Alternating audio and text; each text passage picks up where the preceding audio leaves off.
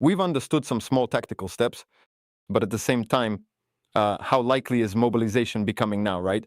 Because they're talking about it in the State Duma and in the Russian political circles.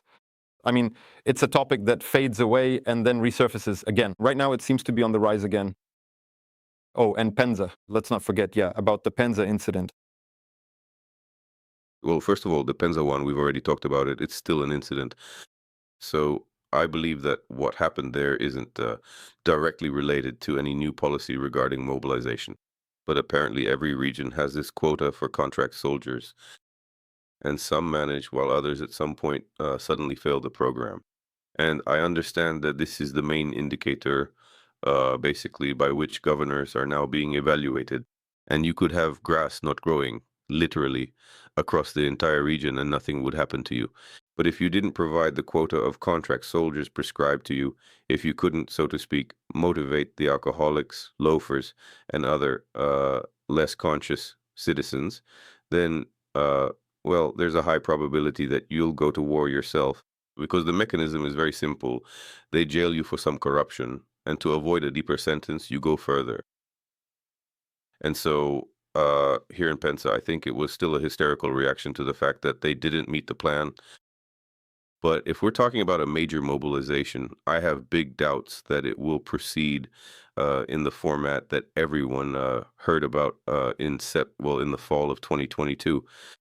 Well, I mean, everyone always expects, a repetition of patterns. I mean, Putin with a stone face, sparkling eyes, comes out and says, we have left, relatively speaking, to deliver the final and decisive blow. Or vice versa, a terrible and decisive blow is being dealt to us, and therefore the motherland is in danger. And then everyone immediately grabs their suitcases and runs toward the Georgian border. But that will never happen again. I mean, it happened once. It was a result of absolute lack of preparation, the failure of all Soviet mobilization plans, the lack of a system.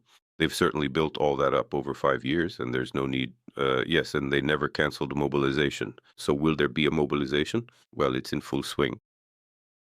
I mean, it's in full swing at different paces. I mean, it's like, a car moving on a highway. Here's a speed limit of 40 kilometers, and here they suddenly allow you to go 150, right?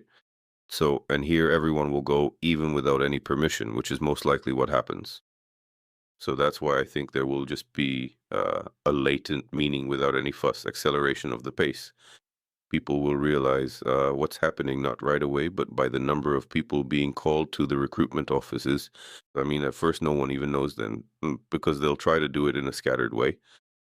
And then when people realize what's going on, that they've started pulling people out in large numbers, they'll try uh, to turn this scattering into a scatter and bolt.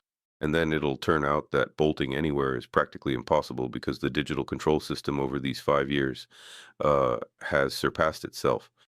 The borders are actually closed. There won't be any queues because right there at the border entrance, everyone will be caught. So, from my point of view, this will happen almost without alternative, without any noise.